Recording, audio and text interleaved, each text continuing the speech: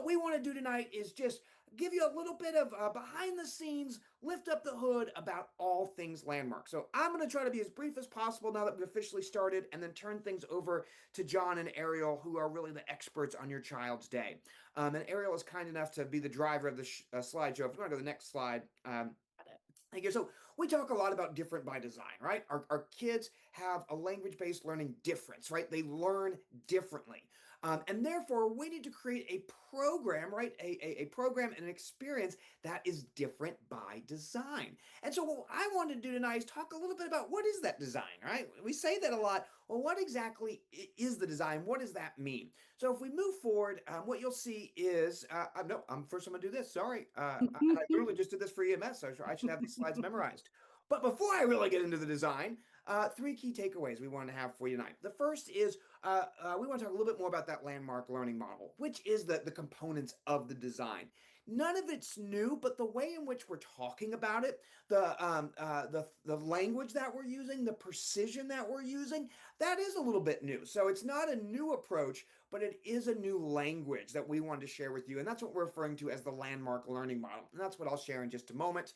And then we'll turn it over to John and Ariel, and they'll talk more about the day in the life of a landmark student, right? What is that? What does that look like? What is the trajectory? They have two really amazing seniors who have really amazing stories that they want to talk to you about. Not only what does their senior year look like, but what did it look like when they got here? What did it look like to get to where they are today? And then we want to share a little bit about our portrait of a graduate. We talk a lot about what we are in service of, what we want to create for our kids. And so we want to bring that to life for you by sharing some examples of it. Before I forget, because I did in the last one, at the bottom there's a Q&A. So if at any point you want to, are you good, Ariel? And keep Oh, going. good. If you want to ask any questions, please add it to the Q&A at the bottom the bottom of your screen, and we will make sure at the end that we try to get to that with questions. So, all right, all that being said, I have this idea of all and. I talked about the precision of our language, right? Nothing's changed, but we want to be more precise in how we talk about things. And to me, it's this idea of all and. And Aaron, if you go to the next slide, all and only makes sense when we think about it in comparison to either or. So for a lot of our kids, we have created this false dichotomy of what their education can be. Because of their learning difference, we often say your education can either be about your strengths or it can be about your struggles, but it can't be both. It is an either or paradigm. You either have success or you have failure. You either have meaningful, engaging college prep experience, or you get the support and the help that you need to be successful. And so what we are at Landmark, what we have always been about and really want to, again, talk with more precision about is this idea of an all and prospect. It's not about choosing. It's not about giving our kids this or that. It's making sure they have all that they need to be successful, all that they need to showcase their strengths, while also getting the support that they need to work through their struggles. Because guess what? We all have struggles. Our kids just have the benefit of knowing what to call them, right? Our kids have the benefit of saying, this is what it is, right? Whereas most people just go out through life not being able to define or not having the same relationship with what they need to be successful. But within our all-and approach, what we're trying to do for our kids is ensure they have meaningful, strength-based approach to education, and it's done so in a way that understands how they learn and gives them the support that they need. So if we keep going, Ariel, I want to talk very briefly about the three components, right? The formula that comes together to make the landmark learning model. Again, none of this is new. It's just a different way of talking about it. You might have heard us talk about language-based learning. That's kind of the basis of what makes Landmark Landmark. And the idea is that every single teacher at Landmark is a language teacher, right? So it's not as if intensive research-based language instruction happens in first period and then not again until third period. It's in every class with every teacher every day, right? It happens in tutorial and it happens in language arts and maybe even culminates in woodworking on certain days. Because the idea is that every teacher shares the same level of knowledge, training and expertise to understand what our kids need to best access learning and language. And what this looks like is really just integrating listening, speaking, reading, and writing into every single class. Again, not an either or. We work on it here or we work on it there. It's and all. We work on it everywhere, all the time, integrating it seamlessly for our kids. So that's the idea behind language based learning. Next slide, we get into this idea of our 6 teaching principles. These are foundational to Landmark. And when Landmark first opened, when Dr. Drake first had his vision of what this school should be, these were radical, right? This was a really radical approach to education. John and I joke now that now they're pretty standard, right? There's actually nothing radical about them anymore. But at the inception of Landmark, they were really, really unique. And the idea is essentially taking the science of reading, which many of us are familiar with, we talk about in the news, for dyslexic kids or otherwise, right? How do we make sure that we are using science to instruct our kids in reading? Well, the 6 teaching principles take that and we match it with the art of teaching, the art of instruction. How do we take research based strategies that increase learning and match that with all we know about the reading brain and the LBLD brain? So again, this is about taking language-based instruction, comparing it with highly effective research-based instructional strategies. And then our third component is this idea of inquiry-based learning. And this has been, excuse me, something Landmark has always done. You might hear us talking about it a lot more now, right? With our extended learning blocks, with a lot of our focus in the last year and a half on professional development, what we really want to ensure that we're doing is that we're building these isolated skills for our students and giving them the opportunity to apply them by exploring authentic questions and solving real world problems, especially in the high school, right? We really want to make meaningful, engaged learning by taking, again, what for can be kind of rudimentary at times for some of our kids, especially if they're coming to us in ninth grade with some serious literacy gaps still and really need to work towards some concrete skill building. We want to make sure that we show that that is in service of this larger, more meaningful, engaging, exciting product. So you'll see and hear a lot about driving questions, right? The things that we're asking our kids to tackle, right? Not only do we want you to practice, practice, practice, we also want you to apply, apply, apply. Because ultimately, what we want for our kids is for them to create structure in unstructured spaces. We want to give them direct, explicit instruction so that they know what they need to be successful and learn how to create that on their own when they get, again, to these less structured environments, which is what the real world looks like, right? The real world doesn't look like Landmark Third Period. So we need to make sure that Landmark Third Period is a direct connection to what's going to be expected of them in the real world. And to go to the next slide, all of that culminates in the Landmark learning model. And this is the visual that we're currently using. This might even change slightly the next time you see it. But what you'll see at the center is that all and approach, right? It's the things that are core to us: structured, explicit, scaffolded instruction that's individualized and meaningful for our kids, right?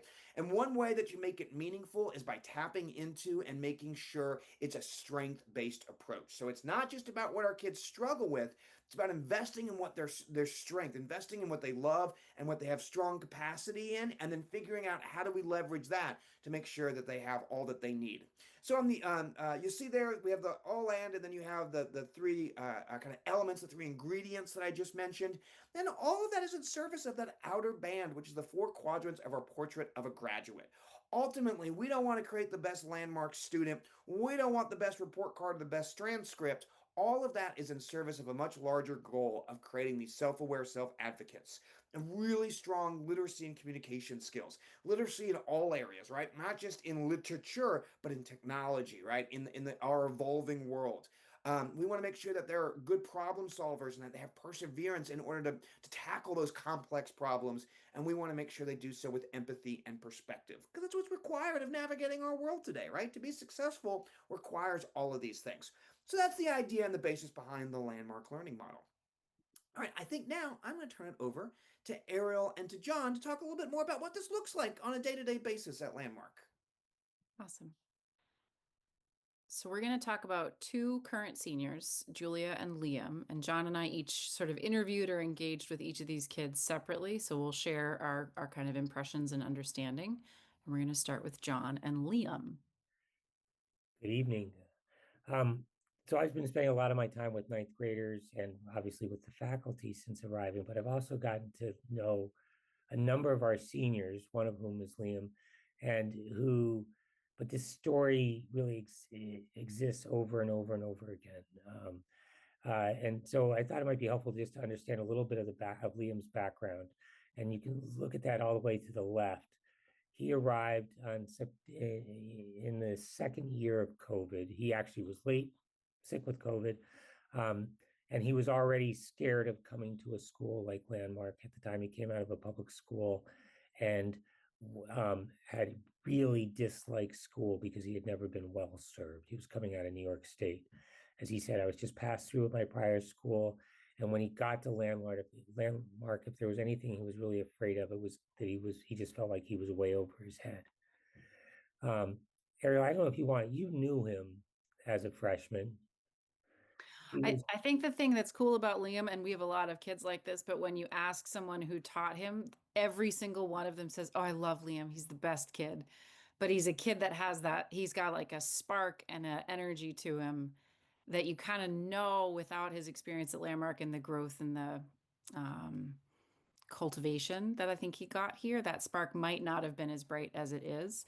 But he's just like a genuine, warm, funny, welcoming kid. He's got tons of interests that John will talk about, but he just is like he draws you in because he's so engaged and so happy to be at high school, which is not a sentence that a lot of high school students get to say or certainly to feel. And he never could have said that. He says it himself. He couldn't have said that until he'd been here for a couple months.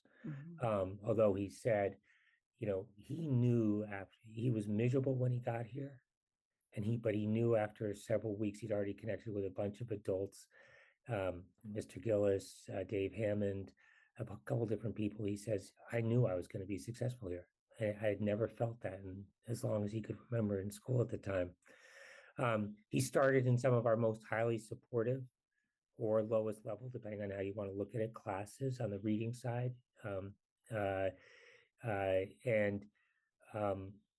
And he had, he will tell you he had zero confidence in reading. And I just keep hearing that from our kids all the time. I'm hearing so much of this new as a freshman myself right now. But and he talks about now, he's talking about the books he's reading. And, I think he read one of, he's an outdoor enthusiast. And he was able to do that freshman year, actually. When you look back at his freshman year, he said that made a difference too, is that he was in these really intensive reading courses, tutorial, language-based courses. And he was also able to do an outdoor leadership workshop. And that made it all the easier for him. And we make sure that our freshmen have that as part of their day. What we try and work that passion in wherever we can. And so he's had an incredible trajectory. And I think that so far as I said, I've met 50 kids who we could have told the same story out of the senior class. He feels really confident as a reader. And is really excited about heading off. We can go to the next one, I think, unless you have anything you want to add. No, I think we can just kind of highlight the classes that he's taking this year as a soon-to-be graduate. So these were largely reading classes and tutorial and required classes as 9th and 10th grade, but he came to love and now he's doing the things that really speak to him. Still getting the reading support. Still, he loves his language arts class. Talks about that. He's getting a whole lot out of senior seminar, but you ask him about what he really loves, and he loves anything with his hands. The engineering class. He's a kid who was not a math kid, and he just thinks this integrated math class that he's doing with Jeff with Jeff Fossey is so good, and he views it as so practical for him. And so a day for him is he's got these 4 classes on a blue day. Switches over on Tuesday. He's got more language-based classes, but he's also got one of his favorite classes in the legal system with Bill Barrett, and he's just really enjoying that. It's very, very tangible for him. Some of the challenges that they're talking about in how our legal system works. And then he's also having a little bit of fun with Guitar Lab, which is another language for him. So that, he's still he's still getting real strong support in executive functioning, which he identifies as one of the areas he wants to continue to grow at. In his reading and in his writing, he's been exposed to very interesting content and subject matter, and he's also spreading his wings, and he's got engineering in his blood. He sees that as a possible track for him. He loves automobile. He sees possibly mixing the mechanical engineering and auto mechanics. So it's all around him, as Josh says, and all. That's great. So I got to spend some time with Julia, who's a longtime Landmark student. She started at EMS in third grade, and is on her way to graduate from us this spring. She is a very valued member of the community, but she's one, I think Julia's story is really one of finding her voice as a student, as an athlete, as a classmate. So the pictures here, the first one, if any of you guys had kids at EMS, you'll recognize the EMS gym, and we have Miss Blanchard and Mr. Polkin in there, and that's the 8th grade graduating or transitioning class when Julia was there. She's on the left side of the front bleacher. And her little entry picture, John found pictures of both of these kids during their freshman year, which I think is a really great time capsule. Julia was not thrilled with hers, but she was willing to have me put it in this slide. So when Julia came to the high school, she was in an oral expression class because one of the domains of language that she needed structure and support in was oral expression, organizing, expanding, and then effectively delivering thoughts, summaries, stories, questions, and just being able to say out loud the creative, nuanced, thoughtful thoughts that she had. And I think what's really cool is when I asked her questions about her journey and her experience at Landmark, she reflects that she's seen herself grow as a student, become more outgoing, trying activities. She's on the varsity basketball team, the varsity soccer team. She was a manager of the lacrosse team last spring. She's a tour guide. So for a kid who started with us, where one of her challenges was that effective, confident, independent oral expression, she's found ways to express herself throughout our program. And that skill development's been really profound to her, and everyone who works with her sees it too. As a senior, her plans are to go into either interior design or occupational therapy, which are very different fields, but that's what you want a senior to have, kind of big ideas, lots of paths, lots of ideas. And she's in a senior seminar class, just like Liam. And that class for her right now, the focus is on time management, which she knows is going to be really helpful when college gets stressful. So I appreciate that she's aware that college will bring a level of stress, but that there are skills and strategies that are going to support her in it. And then the growth and confidence that she's seen in herself, I asked her to think about, what would your freshman self be proud of your senior self for? It's a convoluted sentence. But her answer was her reading skills. And since starting Landmark in third grade, she says, my reading's gotten a lot better from all of the skills that Landmark's taught me.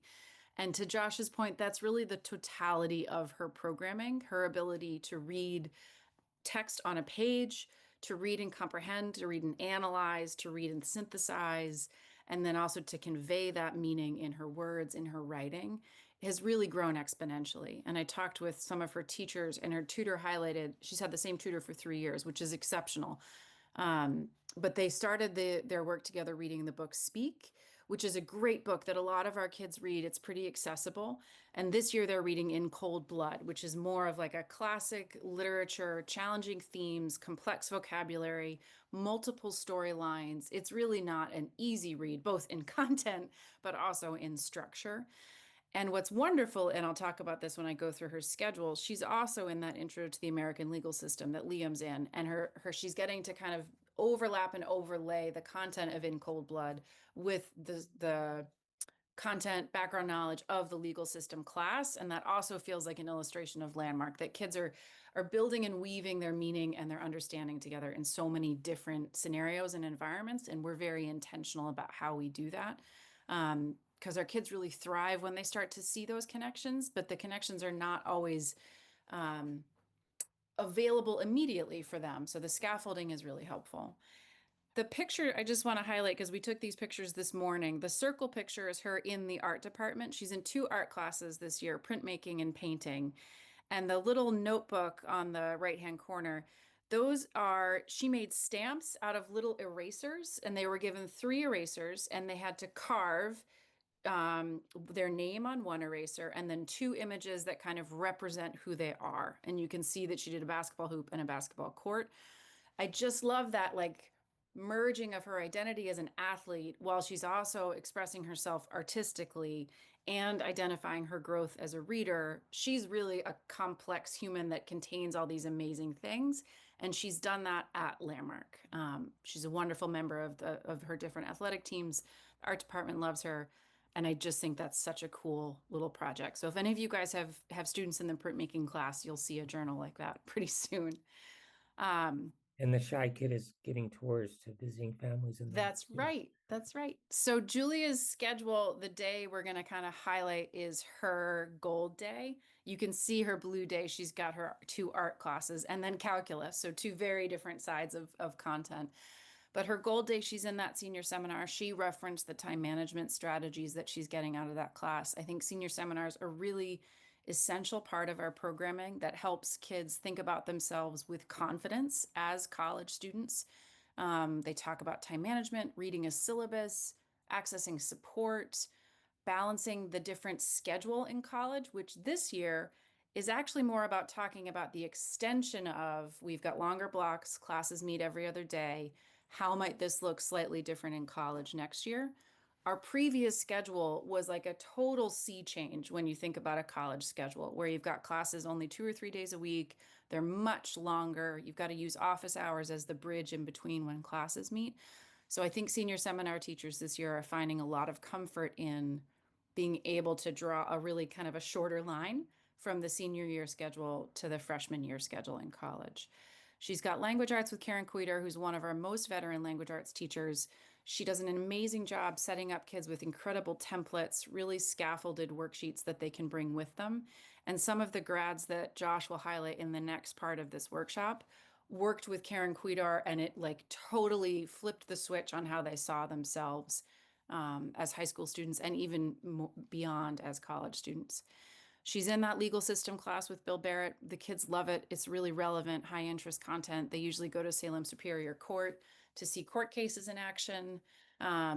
They do a lot of current events. That's a challenging class to teach right now in our country because there are so many different viewpoints in current events. But I think the kids really benefit from having a thoughtfully structured classroom environment to learn how to discuss respectfully, appropriately, and productively. So I think there's a ton of skill building happening there, both in and out of the textbook. And then anatomy and physiology is her science class. And if you remember, she said her career goals were interior design or occupational therapy. So I love that her schedule supports her desire to do interior design in her printmaking and painting classes and her occupational therapy interests with the anatomy class, because if she's going to go into occupational therapy, she's really got to understand how all the different parts of the body work and interact. So the benefit of this 8-class schedule is she's really able to cover the breadth of her interests and not have to sacrifice one for the other. Ariel, can I jump Yeah, in on one thing of on that course. block? Because we've Yeah. talked a little bit about the blocks, the inquiry-based learning, and I think Julia and Liam and many others have gotten to this. I think the seniors, it's really interesting to hear their perspective here because after 2 or 3 years, and I know Liam was very skeptical of the move to the blocks and has Mhm. been he was outspoken last spring about he wasn't looking forward to it after just the 3 weeks we've been back or whatever. Liam can't say how much the 80-minute blocks and the immersive learnings have enriched his learning, and he doesn't he regrets that he didn't have him for more of his experience here. He's thinking deeper, he's learning more, and he views that learning to be at a much healthier pace than the rat race that trying to get through 7 or 8 periods was each day last year. Yep. We're hearing that from a lot of kids and a lot of teachers. We know that there's still some kids trying to catch up with it, and we want to hear about that from our parents so that we can help in those situations. But both teachers and kids are excited about the more rich learning opportunities. I guess it's the way more robust learning opportunities that these time slots are preparing for them, not just in Liam will tell you it's not just in engineering or in law, but it's just as much in math. He's going places in math that he never thought he would go. Mm-hmm. Julia's quote was, I like having the extended class blocks because they allow me to learn more information in class than I did last year. So I think she's feeling that extension and that depth in a really nice way too. So that's Julia and Liam. Ariel, can I ask? Of course. That's so great. Ooh. Go back to schedule for 1 second. Yeah. It's a leading question because I know the answer. Mm-hmm. So obviously, as a senior, right, you get more choices, and I'm sure that somewhat drives the schedule. Mm-hmm. But outside of that and otherwise, do you just take the kids' preferences and easily divide them up into 8 classes and you're done, or what does it look like? How is the design? When we say different by design, how does that design actually incorporate and come into the schedule, each individual schedule itself? My job would be a lot easier if I just let them sign up for what they wanted and let it happen. But that is not what happens at our campus or at EMS. So there's a really lengthy series of conversations that happened through the spring with advisory leaders, department heads, guidance, college counselors, if a student's going into junior or senior year, sometimes deans, sometimes even counselors, like social emotional counselors, depending on the kid's sort of level of um, desire for support. But the classes are really built out of the kids' skill profile and areas for skill development, their desire for post high school kind of planning direction, and then our own like graduation requirements. There are certain classes or content that kids have to take, and we've worked really hard to make sure that our requirements line up with both the state of Massachusetts, but also all of the kind of competitive colleges that our kids tend to want to pursue. We want to make sure that they've got the classes in their transcripts that those colleges are looking for. So there's a lot of discussion. There's a lot of kind of balance of, okay, if you want to have 2 art electives, like in Julia's case, we have to make sure that there's really good rigor across the rest of your schedule and you have all of the content areas covered: math, science, history, language arts. Because if you're college bound, which Julia is, we want to make sure that well-rounded course description reflects who you are. And then each of those classes, calculus, anatomy, language arts, legal system, seminar, the grouping of students reflects the student's skill level, the teacher's kind of skill set and their content familiarity. So there's multiple sections of calculus, and Julia's in the section that's correct for her. Same with anatomy and physiology, same with language arts, same with senior seminar.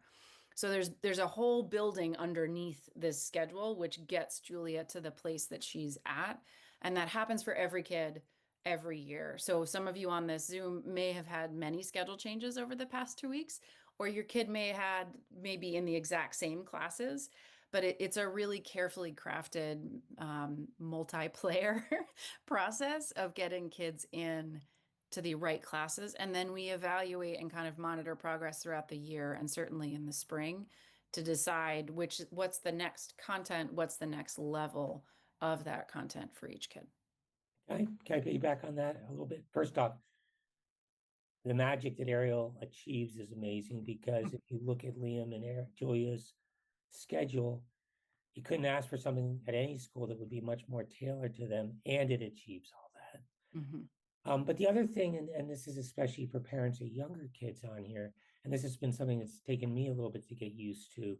You take a course like a lower level reading course or an oral expression class, um, and and I keep getting asked, well, my son is in the period 2 oral expression class. Wouldn't it be easier? He could do something else if he moved to the period 4 oral expression class. And one of the things that I've gotten used to, and this gets to what Ariel was saying, is that there's those, even though they might be both called oral expression or reading 1 or language arts 1, they may be very different classes and based on the kids that are in them, and those kids have been matched to that section. And so I think not just I, but some of our parents get confused. Well, why can't we just flip them over to that other oral expression class? Yeah, it's very specific.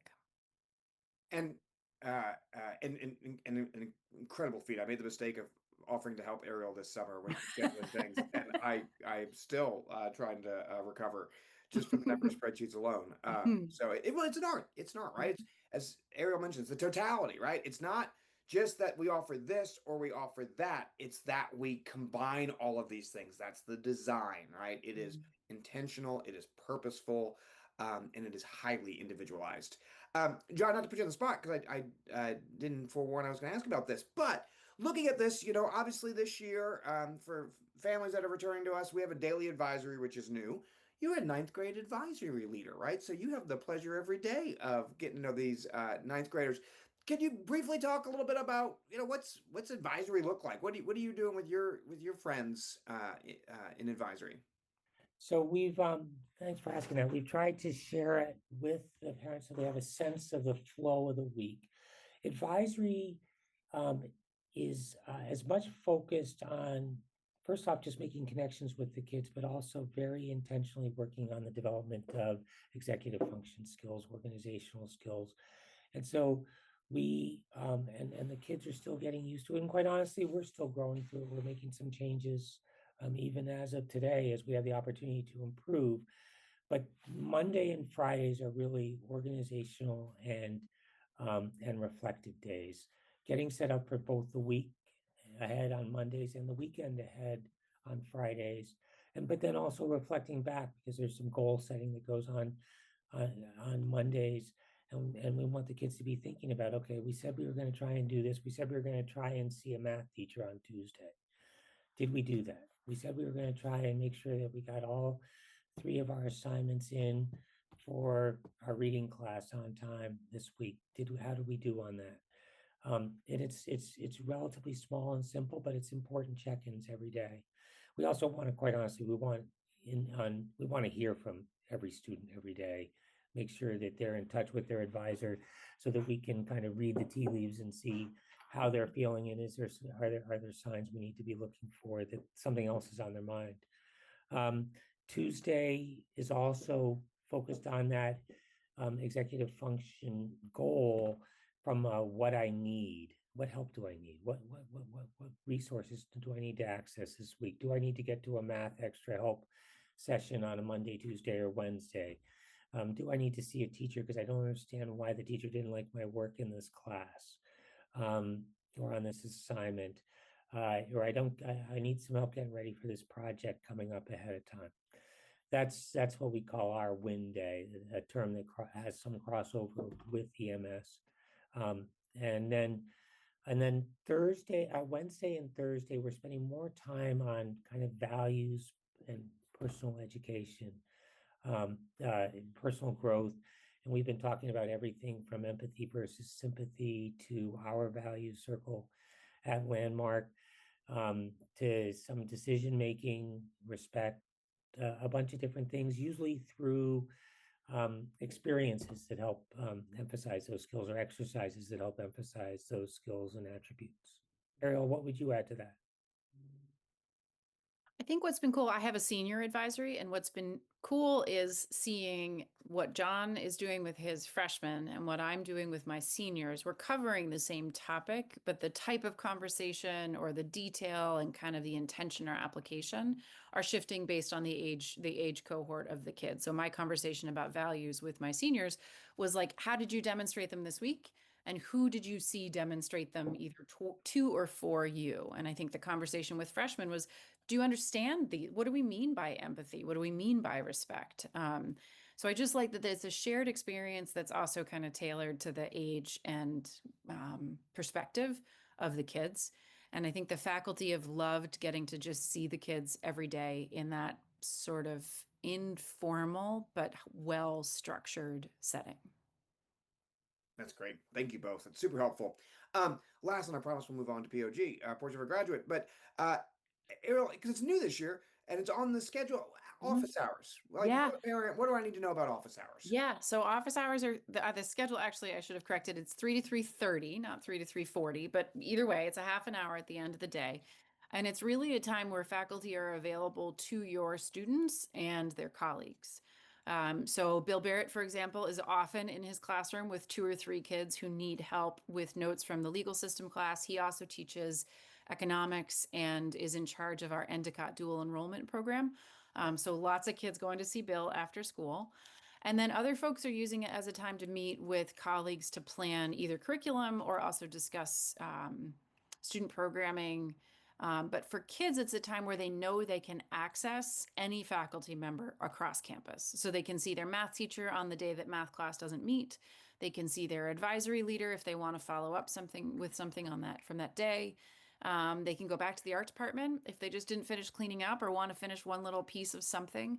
So it really creates like an open campus feel at the end of the day. For students who are athletes, practice starts at 3:20. So I know that's a small window, but we did want to try and create some overlap so that they could check in with a teacher and still get to practice. And after school activities like weight room, wood shop, library, or study hall, all of those also start at 3:20 so that kids have that window. So we're trying to build a feeling where it's not 3 o'clock, kids are flying out of the building, binders and papers trailing behind them, teachers are peeling out of the parking lot, school's shut down. Classes end at 3, but the school day kind of lingers to provide that additional support. And I think especially for seniors, it's a really great practice, both in terms of vocabulary and action, of what office hours can do for you, what it conveys to the teacher when you put extra time in, and what support you can access when you go see them individually. So it's really cool. And we're watching how kids use it, and we're going to sort of see what else we need to roll out or encourage kids to do during that time. But it's been a lovely addition, both for kids and faculty. And it's important parents can, when you hear your student, saying, I really didn't get what's going on in algebra this week. Um, 2 questions you can ask, or 3 questions you can ask. Have you talked to your advisor leader about it? Mm-hmm. Have you taken advantage of math help, which happens Mm-hmm. 3 times a week, Monday and Wednesdays during office hours and Tuesdays during the advisory block? And uh, and those are all opportunities for them to be um, to be following up. It is for many kids, especially our kids, knowing how to leverage office hours can be a huge difference when they get to Mm-hmm. the next level, when they Mm-hmm. get to college. Mm-hmm. A lot of people will say that effective use of office hours can be the difference between getting through and real success at college. So we want to build that culture in them as well. This is Yeah. an opportunity you got to take on into your own hands. And office hours are not consequence based or disciplinary. Like your child's not going to be signed up for or required to serve office hours. It might be a very strong recommendation that they come, but that there's no disciplinary element of office hours. It's just a supportive thing. Thank you. I love it. I love it. I think, in kind of K-12 college prep education in general, not just Landmark, in general, I think we make way too many decisions for kids and don't give them near enough opportunities to make a choice. And that's what I love about office hours, right? I can make a choice. I don't need to be there. But there's also times where I need to recognize, oh, I do need to be there, right? And I get to make a choice about that. So that's great. Um, I'm going to add one quick thing, because I have gotten this comment a couple times from parents. If you have that 3:10 ride out of there that just unavoidable or whatever, there are also opportunities to access that through WIN on Tuesdays in advisory group. So you can get permission, and once again, we want to train them to ask for it, but you can get permission to say, I need to go see my English teacher, my history teacher to work on this project or whatever. that's great. Thank you. All right, so as we transition into the portrait of a graduate, which is the last part, I'll go through rather quickly. Just a reminder: if you have any questions, be sure to put them in the Q&A, and we'll leave some time at the end and try to get to all of them. So again, what we want to do is just take a moment to talk about what does this look like in real life, right? We talked about Liam and Julia and their past, and all of the intention and design that goes into a landmark education. But for what? What are we trying to create? So we wanted to highlight some graduates for you. I have to before I talk about Morgan, I have to tell you because I just got back late this afternoon from New York, and on Tuesday afternoon I was in New York for a conference, and on Tuesday afternoon I met Harry O'Connor, who graduated from Landmark last year in Washington Square Park. so that he could tour me around NYU because he's at NYU this year as a freshman. So excited! If you know Harry, it was the exact energy that you think. I mean, we sprinted from building to building in pure excitement, and it was great. I was talking to Harry. I said, "So tell me, you're a graduate now. What's working really well? Where do you think you got well prepared?" He said, "You know what? I know myself really well. I know what I need in order to make this work." And I was like, "Dude, that's awesome. What's the hardest part? I need to do those things." I was like, "That's right, buddy. That's right." But I love that. I love this. Like, I know what I need. I know what and it was This doesn't great too mean because it's he's like, easy. these people are super type A. I got here and half of them, cured cancer, as part of their high school experience, and here I am. And he's like, but I'm not in that race. I'm not even trying to be in that race. I know what I need to be successful, and I just got to focus on that. Let them do their thing, and let me do mine in order to maximize this. So I love that. So. But what I wanted to do again is share. We have these 4 quadrants, as I mentioned at the very beginning of a portrait of a graduate, and our first one is self-aware self-advocates. Right? We want to create kids that understand. Here's what I need to be successful, and I'm going to make sure that I have it. So this is Morgan Sebastian, and Ariel can speak to all this because she knows his kids even much better than I do. Morgan just this past year, this past May, graduated from Endicott. So Morgan and I never crossed paths. Morgan has actually started in EMS at the elementary middle school, graduated, and as part of, I think, a senior thesis that she opted into at Endicott, she literally wrote a book. And she wrote a book, it's almost kind of a half journal, half self-help, self-guide on what it means to be dyslexic and how to best understand yourself so you can best support yourself. Ariel, am I capturing all that fairly?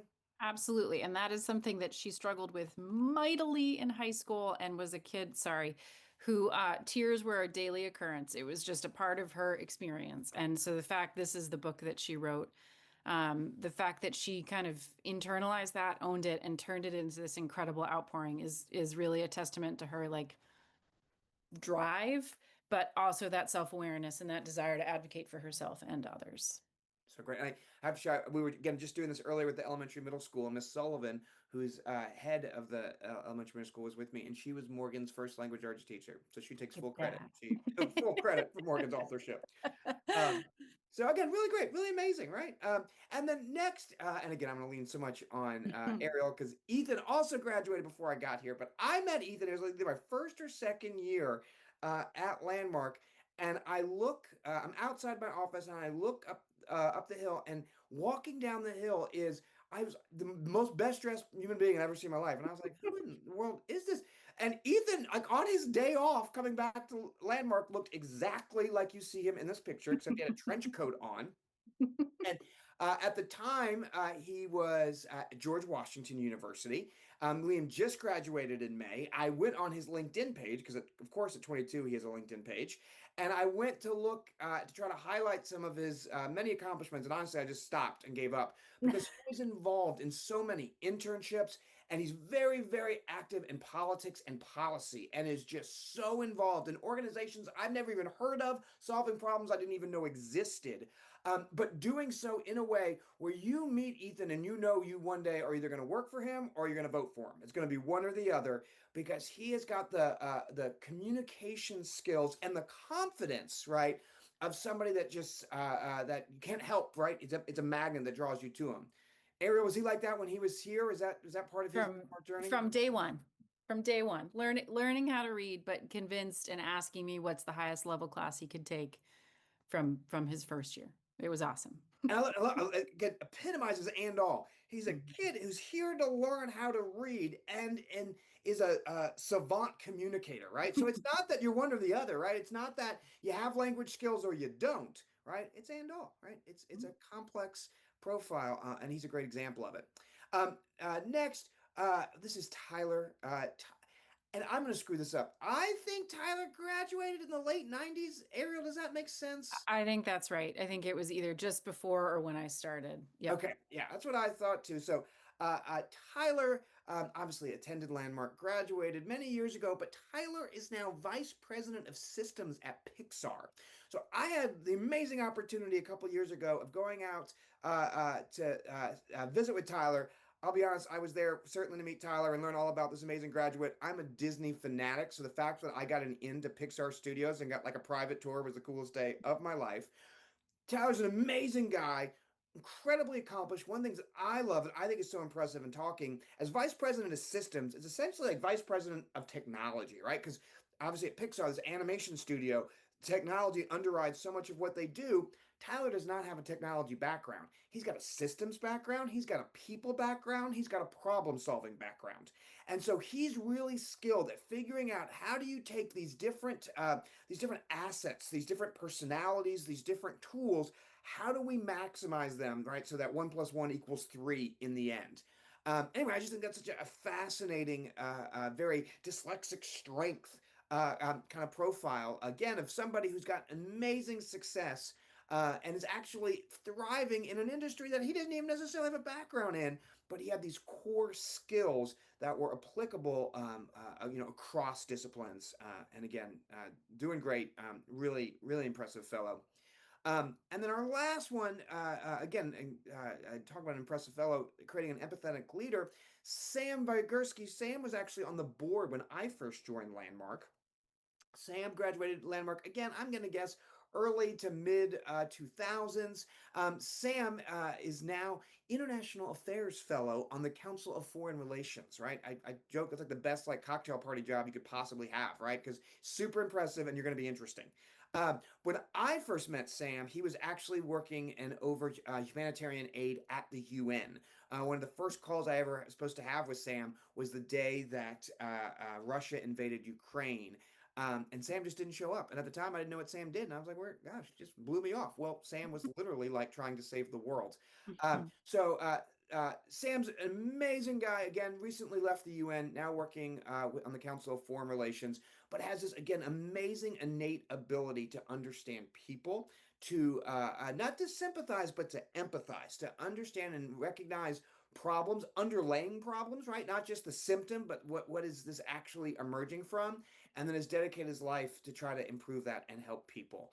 And again, we highlight all those. I just think that's such a wonderful, small of many, many, many examples of the things that we're really in service of. We're not trying to create the best landmark students. We're not trying to create great transcripts. That's all in service of something much more important. And these four individuals are just a glimpse, right, of what folks are doing in life after Landmark and the difference that they're making.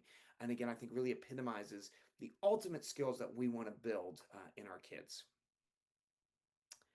All right, with that, we're going to do some questions. And if it's okay, I'll read them out to you, and you and John and Errol, you guys just tackle them. Our Sure. first questions are students still assigned to homework makeup if they've missed an assignment? They are. We still use homework makeup. It still happens in the afternoon. It's 3:15 to 4 o'clock. It's supervised by a faculty member. We really find it an important part of accountability and support because it means that students don't get super behind. So homework makeup runs and is separate from office hours. But that is still something that's important. We did still hand out the same homework notebooks we've always handed out today at the beginning of the year. And we're incorporating those into advisory. So kids are doing weekly planning and goal setting in there. But yes, homework makeup continues. Kids are thrilled. Mm-hmm. And it is important. It is. Oh yeah, great. And hopefully too, going off on a tangent, with advisory, we want to see a reduction in the need for that because we're checking Mm-hmm. in every day, right? It's no longer, somebody knows that you got a homework makeup, right? Mm-hmm. Not just the teacher and the parent. Question about there's an integrated literacy class for citizenship and community that I think the question is kind of what is that? And do all ninth graders take it? And do you want to speak Yes. to that? Because I think we do have Yeah. the more choice as you get higher in the grades. Yes, so two great points. So the integrated literacy class is a grade-wide class. So all freshmen in the Founders and Expressive Language program are in an integrated literacy, citizenship, and community class. Students in the full-time prep program are in a Foundations of Study Skills class. But this department, the name is new, the practice is not. So really integrated literacy reflects science of reading, decades of research, Landmark's experience that our kids do better and learn more when we embed reading instruction, fluency, decoding, oral reading, syllabication with comprehension, study skills, background knowledge, content-specific vocabulary. So the integrated literacy class marries those skill approaches under the content umbrella of what does it mean to be a member of our community, and how do we develop and demonstrate good citizenship? It's not a politics class, but it's how do we help our kids understand themselves as individuals, but then also in relation to and as members of lots of different communities and kind of good citizenship, big picture. So that class is really, and that's a great example of one that is so carefully scheduled depending on the like relative balance of reading instruction to study skills instruction that each student needs. So every freshman, 90% of freshmen are in one of those classes. And But then, it's really, sorry, go ahead. I was gonna say, but it's really 7 different classes, as you were Yeah, just saying. It's one common theme, shared curriculum elements, but emphasizing the needs totally. of different kids. Yep. And then I think the way I would think about it for you all as families and parents and for our kids too is freshman and sophomore year is really our opportunity to give students and provide students the skill instruction that they really need while also pushing them along like age appropriate, grade appropriate content. Junior and senior year is really where they get to start articulating more of their interest or vision and building towards that senior schedule and post high school plan. So freshman and sophomore years are still really directed by Landmark with input from your child, input from you, input from all the stakeholders. But those skill development classes are really essential, especially for kids who are coming to us as freshmen or sophomores and we want to give them everything we can possibly give them in terms of skill development as early as we can. I love that. I think that integrated skill and everything you just said is also just so representative again of that idea of totality. It's not Mm-hmm. that language and literacy support happens in second period and then it happens everywhere. And in the field of reading research and dyslexia and all this right now, there's talking a lot about multi-component intervention. And the multi-component intervention is all those things that Ariel just said, right? It's not just about getting kids to decode a word. It's about creating relevance, it's about creating background knowledge, it's about creating vocabulary. It's all these things, right, that we need to immerse our kids in and to be confident readers, right, and communicators requires a multi-component intervention, which is everything you just said. Um, Yeah. Question, is attendance at office hours tracked? Is it shared with the advisor or is it kind of self-reported by the student? Great question. Right now, it's not. As we kind of figure out the frequency and the volume, it's something that certainly if a teacher asks a kid to come see them, we would hope that they show up, but it's not a disciplinary, it's not like homework makeup. I think faculty are working with kids to figure out, okay, if you're really leaning, like when I was a freshman in college, I took calculus. There is no way I would have gotten through that class without going to every single evening study hall session. I was not mastering the content. I couldn't do it independently. At Landmark, if we have a kid coming to office hours every day and it's clear that they're not managing the content without that additional support, we've got to reflect on what we're doing in the classroom too. So there's data to draw from it, but the attendance is not the primary factor right now. But if you have concerns about or are curious about whether your student is using that opportunity, that's absolutely something you could ask your student, the advisory leader, or any of the faculty whose email are on your schedule. So we're not tracking it formally, but I'm certainly trying to ask as many times as I can, like, how many of you guys went to office hours today? Did you even think about doing that? Because it's new for them and they need some reminders of what it is and how to use it. That's great. Okay, couple more as we wrap up here. One is a question and kind of a great suggestion is this idea of are there opportunities where we can bring all those folks that we just highlighted as our portrait of a graduate to meet with current students, freshmen and sophomores and upperclassmen so they can meet, network, and kind of connect? Great, a great concept, and I think it's we're always working to increase. We do every year at a Saturday school in the spring. We have traditionally we've had a career day for freshmen where we've had folks come in and talk about different careers, and we try to maximize as many alum as possible. And this past year, it wasn't exclusively, but almost all alum who came and spoke, which was awesome. And what we also did this year, which was such a great idea, is we did it for freshmen and we did it for juniors because we found as freshmen are a little wide-eyed and that they don't even know what in the world is happening. And then the juniors, though, obviously are in a different space, right? So there was this combined opportunity for them. And to your point, it's a great one. We're always trying to figure out ways to get our kids in front of their future selves, essentially, right? I was We here. also try and get some recent grads to come back to meet with seniors during Saturday school. Same thing. So they can talk about like the real story of what happens when you go to college. And that's usually a great opportunity for our seniors to talk to kids who were just there a few years ago and get some appropriately unfiltered advice about what they need to be thinking about and being prepared for. So the alums that we have are hugely helpful. Great. All right, last question is, do I have the same tutorial teacher, or my child have the same tutorial teacher throughout their time at Landmark? Great. Usually no. So Julia that I highlighted with the same teacher for 3 years is really exceptional. 99% of the time they work with a different tutor every year. And we find that that's really valuable. It's a really important relationship. And the hope is that you make so much growth during that year that you're kind of ready for a different set of skills and instruction the next year, which naturally means you probably would want to work with a different teacher that has those skills or that perspective to kind of, bring you along that path. But sometimes we have kids and tutors that work beautifully together and they really want a second year. And if we're able to make that happen, we certainly try to. But the intention is that they work with a different tutor each year. And kids usually find that there's value in building that rapport and relationship in the one-on-one setting and getting to do it with a small cohort of people over their time. That's a great question. Yeah. Well, John and Ariel, thank you so much. We are at 7:59, right on time. Thank you both for sharing so much. Thank you all for joining us. And at any point, as Ariel and John have said throughout this is not your only opportunity to ask questions. In fact, don't sit on a question. Always reach out. Reach out to your advisory leader. Reach out to your teacher. Reach out to one of us. Even better, get your child to reach out to their advisory leader, their teacher, they're one of us, because ultimately we want them to do, we don't want to do for them, but also know we, of course, are here to partner with you, even if it's making and facilitating that opportunity for them. That's what we want to do. So thank you all so much. I hope we see many of you tomorrow. And then again on Saturday at our Fall Festival and 5K. It's a great, as we kick off Landmark Cares Week, just a ton of fun. And we appreciate all you do, and we are so honored to have your kids with us. Thank you. Thanks, everybody. Have a great evening.